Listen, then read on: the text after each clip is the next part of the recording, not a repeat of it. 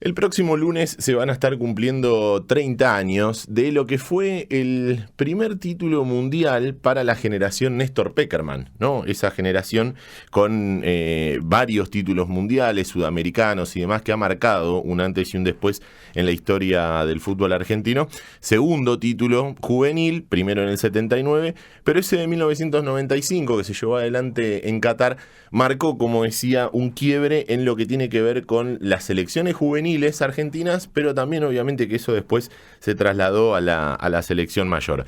Para charlar sobre aquel título y recordar lo que fue ese Mundial de Qatar 1995, estamos en comunicación telefónica con Sebastián Pena. Tomate Pena, integrante de aquel equipo y después obviamente con una larga trayectoria como futbolista y como entrenador. Sebastián, acá Diego Celonca te saluda desde Radio Sí, desde No Te Vayas Campeón. ¿Cómo estás? Buen día. Diego, buen día, ¿cómo estás? ¿Qué tal? Gracias por atendernos, gracias por este ratito para recordar lo que fue aquel Mundial de Qatar 1995 y de esa selección que, como decía en la previa, empezó a marcar una historia dentro de lo que eran las selecciones juveniles, ¿no? Para la selección argentina. Vos, a 30 años de ese título, ¿qué es lo que se te viene a la mente? ¿Qué es lo que recordás de aquel equipo, de aquel campeonato? Bueno, 30 años, ¿no? No me gusta ya que pase mucho tiempo, es tan rápido. Es increíble, se pasó 30 años y yo lo vivo como si fuera ayer. No, vos dijiste algo que es fundamental. Eso fue un quiebre para todo lo que vino después, la era Pekerman. No solo a nivel juvenil, sino a nivel selección mayor por los jugadores que le dio todos los sub-20. Los recuerdos son todos hermosos. La verdad que hoy a 30 años fue un sueño, y lo tomo como un sueño espectacular, porque yo fui con una idea de hacer un buen papel. Yo no, creo que todos fuimos con la idea de hacer un buen papel y terminamos logrando algo impensado. Esa es la realidad. Entonces se disfruta 10 veces más. Yo creo que cuando...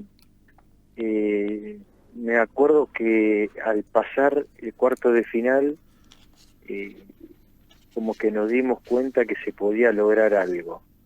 Y en la final el sentimiento de todos fue general, era como que no se nos escapaba, era como que la íbamos a ganar. Distinto fue a la final del Sudamericano, que Brasil llegó mejor, estaba mejor en todo sentido, y la mentalidad nuestra no era la del Mundial. Claro, sí, sí. Y ahí hay varias cosas, Sebastián, para destacar en esto que vos decís.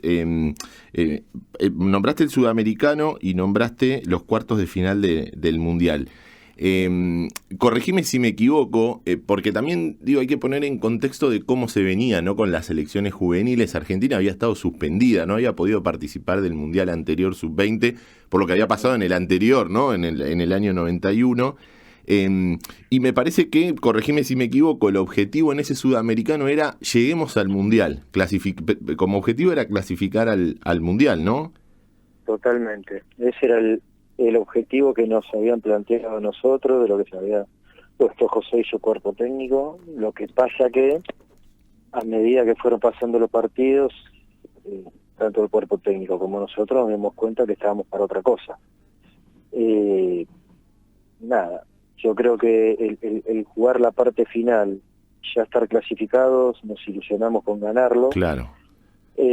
Pero te vuelvo a repetir, Brasil venía de una forma más agresiva que nosotros, otro juego, mentalmente estaban mucho mejor que nosotros. Y con respecto a lo que decías antes de que Argentina venía de estar suspendida, creo que todo lo que logramos nosotros, por ahí hoy en día la gente no se da cuenta, pero en ese momento el lograr algo a nivel juvenil era como tocar el cielo con las manos, era impensado. No es como hoy en día. Argentina lo había logrado en el 79 con Maradona, y después el llegar a una final era algo impensado. Entonces, imagínate lograrla de la forma que lo hicimos nosotros. Yo creo que salvo la semifinal, el primer tiempo, después fuimos superiores a todos. Por ahí el partido con Portugal, que el único que perdimos, el empate era lo justo, pero después fuimos un equipo merecedor de lo que obtuvimos. Sí, de hecho, si uno repasa el fixture y los resultados que se fueron dando, en ese momento, bueno, Argentina integraba el grupo C, cuando clasifica iba directo a cuartos de final, digo, no había octavos, pero a partir de cuartos, vos hace un ratito dijiste que ahí se empezaron a dar cuenta que podían ser campeones o al menos llegar a la final y ver qué pasa. Y ese primer tiempo que vos decís del partido en España, Argentina deja fuera ni más ni menos una selección española muy poderosa, con muchos jugadores que después terminaron jugando en la selección mayor y Argentina le gana 3-0, mostrando una autoridad, digo, que lo ponía como candidato en la final esa, que nuevamente era contra Brasil. Totalmente. A ver, la gente por ahí, vuelvo a repetir, porque 30 años para atrás, hay muchos jóvenes que no se dan cuenta el nivel que había de esa selección española. Estaba Raúl, Michel Salgado, figuras Claro. en el Real Madrid, después estaba José Echeverría, un muchacho Atlético Bilbao, que era impresionante, figura en ese equipo, Morientes, de la Peña, un enganche del Barcelona de primera división, eran todos jugadores de primera división ya afianzados en sus equipos. Nosotros la mayoría teníamos o un partido en primera o ninguno, y salvo Sorín y Biagini eran los únicos dos que tenían 15 o 20 partidos en primera. Después esa selección se formó con chicos inferiores, que a partir de ahí empezaron a surgir a primera división. Hoy en día los jugadores de la sub-20 después de nosotros ya eran jugadores de primera división, que no es una recriminación, al contrario, porque lo nuestro fue una puerta que abrimos para que se den cuenta y que le presten un poquito más de atención a los chicos que eran el futuro del país. Y con respecto a lo de los cuartos de final, nosotros al ganar la Camerún es un equipo con no chicos de 18 años, 19 años, sino con chicos más grandes, muy potente, muy poderoso, que nos hicimos tan fuertes que mentalmente fue algo, y bueno, acá podemos lograr algo. Y después de haber pasado a España, ni hablar. Seba, recién decías lo de los partidos en primera, ¿no? Que salvo Sorini y Biagini, el resto eran todos jugadores inferiores, con tal vez no llegaban ni a uno o dos. Yo llegué al Mundial, al Sudamericano llegué con un partido, el partido que debuté en primera. Y después al Mundial llegué con, no sé si 3 partidos en primera. Claro. Pero los últimos 2 los había jugado después del Sudamericano. Claro, y creo que la mayoría también había yo sentía que había mucha diferencia, pero que mentalmente nos hicimos tan fuerte que no había nada que nos pueda superar.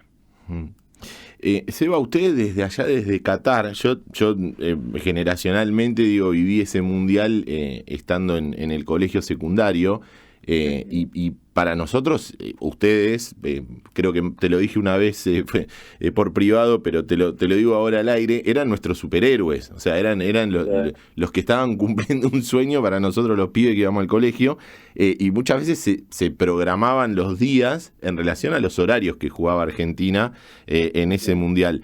Y ustedes acá habían generado como toda una revolución y que se había puesto mucha expectativa en ese equipo. ¿Ustedes eran conscientes de lo que se generaba en este lado, digo, del lado de Argentina?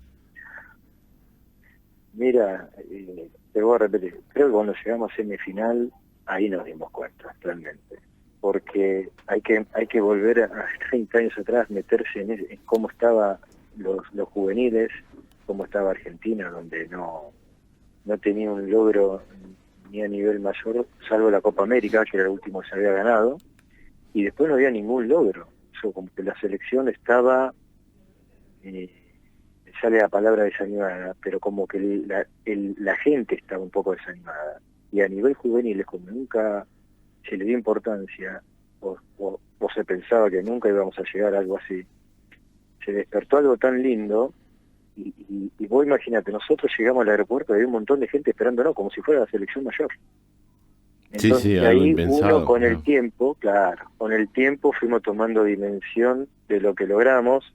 A ver, yo me acuerdo, mi hermana estaba en el 5º año, mi hermano estaba en el 2º año, y ellos paraban el colegio ya a partir de octavo, de cuarto de final, ya no había clases, se veía el partido en una televisión grande. Sí, eso pasaba. Yo estaba en primer año en ese 95 y pasaba eso en todos los colegios. Porque me parece también, no sé si coincidís, Seba, que a nivel educativo, más allá digo, de lo que representa el fútbol y lo que genera el fútbol en todos, se veía esa selección y se la tomaba como ejemplo, ¿no? Por toda la línea que bajaba, en ese caso Peckerman, pero que ustedes también, digo, respondían a esa línea educativa, por decirlo de alguna manera. Y lo que pasa es que Argentina venía de quedar suspendida por mal comportamiento. Entonces, desde el primer día que te citaban a la selección, se bajaba una línea que si no, imagínate, mirá si no lo íbamos a cumplir estando en la selección. A mí yo iba a la selección y me decían, mirá, tenés que, no sé, ir y darte la cabeza contra la pared para poder jugar. Y lo hacía. Llegar haciendo la vertical y claro, entras haciendo la vertical. Claro, el ir al predio de AFA. Yo me acuerdo el día que el sentimiento que tuve la primera vez que entré al predio fue algo hermoso. Que Maradona haya entrenado ahí, que está, no sé, fue algo tan lindo que lo viví de una manera tan hermosa que para mí fue un sueño que pasó tan rápido que me volvería a volverlo a vivir. Pero fue un camino lindo, no fue un camino con trabas, fue un camino que se fue dando a base de esfuerzo, a base de la línea que bajaba José, entrenar con la remera dentro del pantalón, las medias altas. Vos en tu club, si llegabas a jugar en primera, tenías que ser distinto, jugar con la remera dentro del pantalón, las medias altas, era toda una regla que se bajaba. Sí. Estamos charlando con Sebastián Pena, integrante de aquel equipo Argentina campeón de 1995. Seba, vos recién dijiste que entrar al predio de la AFA en Ezeiza fue como un sueño y que te maravilló, te deslumbró y demás.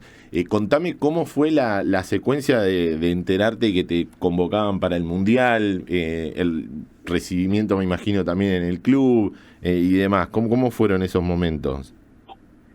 Bueno, mira...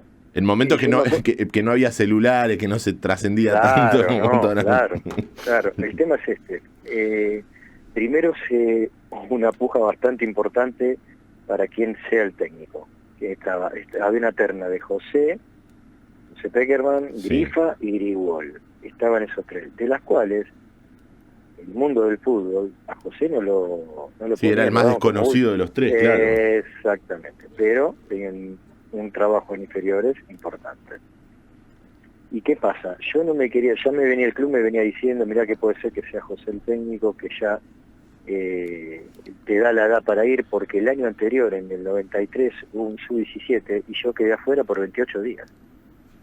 Claro. Me habían dicho que iba a ir, y entonces generalmente se hacía, que eran los nacidos a partir del 1 de julio y fue a partir del 1 de agosto. Y yo nací el 3 de julio, o sea que por 28 días no pude ir al sub-17. Entonces no me quería ilusionar mucho, pero cuando asume José, yo a José me lo encuentro en la cancha de Atlanta. El argentino hacía de local ahí, yo iba a ver muchos argentinos, pues yo soy del barrio, toda mi familia de ahí, y me lo encuentro a José y me dice, estate preparado que vos y alguno más de acá van a venir conmigo. Y no lo habían, me dice, estoy por agarrar yo, me dijo, y no lo habían oficializado todavía. Claro. Bueno, a los 2 o 3 días lo oficializaron y al mismo tiempo nos cayó la citación al club, que nos citaron a Gabriel Callafa, Andrés Grande, Juan Pizorín, yo y creo que Gustavo Pacheco era, no me acuerdo mucho, éramos 5 o 6 de los que estábamos citados, y éramos como 80 chicos en la primera convocatoria. Yo estuve de la primera convocatoria, así que fue emocionante todo. Seba, hubo un partido de ese mundial que quedó en la historia y te tiene como protagonista, que es el partido con Honduras, el 4-2, en donde haces 3 goles. ¿Qué te acordás de eso? ¿Cómo lo viviste vos? ¿Qué te decían tus compañeros en el vestuario después? Yo cuento una anécdota y me canso de contarla, porque los únicos periodistas que estaban eran Walter Nelson y Alejandro Fabri. Y después había un fotógrafo, nada más. Imagínate la poca confianza que nos tenían, que no había mandado a nadie.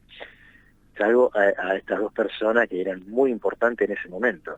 Claro, sí. Manejaban todo Teis Sport, todo. Bueno. Entonces ellos venían siempre al vestuario antes del partido. Y nosotros teníamos que ganar sí o sí, porque con el empate podíamos quedar afuera. Entonces en el vestuario entra Walter Nelson, y Walter me conocía porque Walter creo que fue la última persona que le hizo una nota a mi viejo en vida, y fue en mi casa, y bueno, había una afinidad importante. Y yo le dije, prepárate que voy a hacer 2 goles. Pero yo no me tenía confianza, te soy sincero, fue algo por decir. Bueno, mirá que te lo tomo, me dice. No, en serio. Yo me tenía confianza en el sentido de hacer un gol, pero claro. 2 no creo, imagínate 3. Bueno, se dio así. Ya con el primer gol para mí era suficiente, se fue dando con el segundo, y el tercero, que para mí fue el más lindo, era impensado porque ningún defensor puede hacer 3 goles en un partido, es muy difícil, no es que no lo puede, es muy difícil, es una realidad. Claro. De hecho, ¿te pasó alguna vez? No. No, mis últimos goles en primera fue un partido con Chacarita, 2 goles hice, con Flandria. Claro, pero nunca Hice llegaste 2 a goles. 3. No, nunca. Claro. Ni menos de cabeza, los 3 goles de cabeza. Claro, sí. Seba, ¿es verdad? Acá estamos para romper mitos o no, o confirmar que cuando ustedes volvieron, hace un ratito hablamos de la gente que los estaba esperando a ustedes en Ezeiza cuando volvieron después de ser campeones del mundo, y que vos saliste y te tomaste el colectivo y que el colectivero te reconoció y te aplaudieron arriba del colectivo, ¿es verdad eso? A los 2 días yo tenía que presentarme a entrenar a Argentina con el plantel de primera. Yo ya estaba en el plantel de hacía meses, y yo hacía lo mismo. Me tomaba el 110 hasta General Paz, y ahí, si no me podían pasar a buscar a alguno de los muchachos grandes, me tomaba el 28 hasta atrás de la cancha de Defensor de Belgrano, Imos, de donde entrenábamos, y cuando me tomé el 28, el 110 iba vacío. Me bajé en General Paz. Cuando me tomé el 28, que ya General Paz venía bastante lleno, se sacaba el boleto, ¿te acordás? Sí. Se sacaba el boleto cuando 30 años pasaron.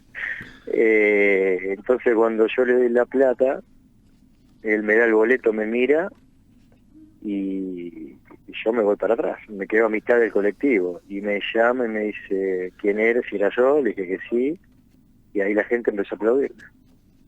Qué lindo reconocimiento, ¿no? Y qué emocionante debe ser para un pibe de 19, 20 años, 18, 19, digo, en esa franja de edad, ser reconocido de esa manera, ¿no? Por un logro deportivo, por algo que representaste a la selección. Una persona muy vergonzosa. Me sentía totalmente incómodo, pero a la vez feliz. Sí, la verdad que fue algo lindo. Seba, ya para ir cerrando y obviamente agradeciéndote enormemente este ratito con nosotros para compartir esos recuerdos del Mundial de Qatar, vos sabés que hay algo que siempre me llama la atención de aquel plantel.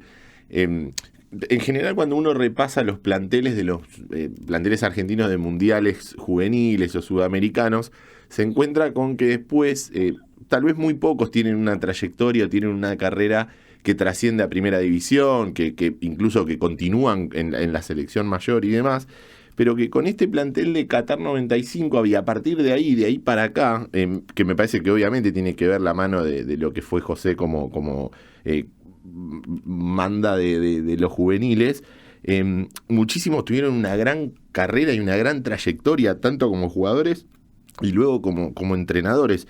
¿A qué creés que responde eso? Y capaz, no sé, la verdad que no te sabría decir, pero no sé, ahí se abrió una puerta para que se le dé más importancia al nivel juvenil, que en ese momento Argentina la verdad que no le da importancia. Le empezó a prestar más atención, se le empezó a dar la importancia que se merecía, porque los clubes se se empezaron a dar cuenta que con juveniles se iban a poder mantener mejor económicamente. No sé, la verdad te soy sincero, el que José después haya agarrado la selección mayor y que algunos hayan ido ahí, también ayudó, porque José se basó también mucho en los chicos que había tenido en juveniles.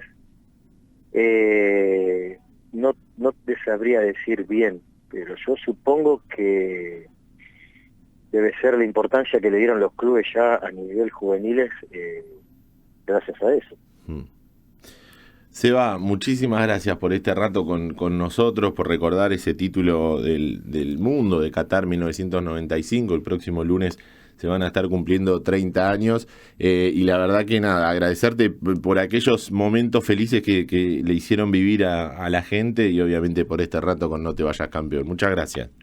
Un abrazo, gracias. Un abrazo grande. Charlábamos con Sebastián Pena, integrante, Tomatito Pena, integrante de aquel plantel Argentina, campeón del mundo en Qatar 1995, que el próximo lunes se van a estar cumpliendo 30 años de aquella final con Brasil y victoria 2-0.